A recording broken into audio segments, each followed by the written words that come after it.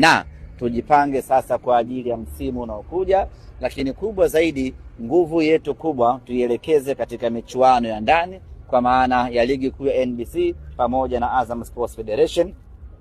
Bado kuna nafasi kubwa katika mashindano haya, na tusitumie nguvu kubwa ama muda mwingi kuanza kutukanana na kulaumiana kipindi hiki. Yalotokea yametokea, hakuna ambacho kinaweza kubadilika wala kurudi nyuma tena. Tumeshapoteza nafasi ya kwenda hatua inayofuata. Tumeshapoteza michezo takriban yote ambayo tumecheza.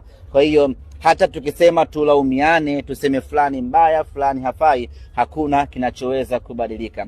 Pointi yetu moja haiwezi kuongezeka tukawa na 2 ama 3 kwa kutukanana ama kulaumiana.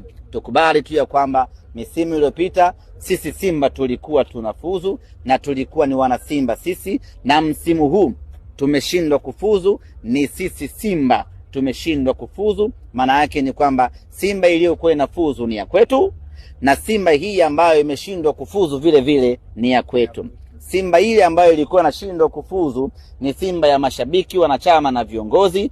Simba hii ambayo imeshindwa kufuzu isibaki kuwa ni Simba ya viongozi peke yake. Simba hii iliyoshindwa kufuzu safari hii ni Simba yetu wote, viongozi, mashabiki pamoja na wanachama. Tunakwenda kujiangalia tumeanguka wapi msimu huu, tunajipanga kuelekea msimu unaokuja.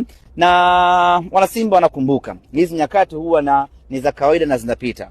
Kuna msimu tulicheza robo finali ya CAF, msimu uliokuja tulishindwa hata kufuzu kwenda hatua ya makundi, tukatolewa na UD Songo, lakini tukarejea, tukajipanga, na baada hapo ikabaki kuwa historia. Kwa hiyo msimu huu tumeshindwa kwenda robo finali, tutulie wana Simba, tujipange, msimu ujao twende tukapigania nafasi yetu. Kwanza tuhakikishe tunapigania nafasi ya kushiriki michuano ya kimataifa mwakani, hilo ni jambo la kwanza. Lakini la pili, bado tuna nafasi kubwa kwenye ligi ya ndani.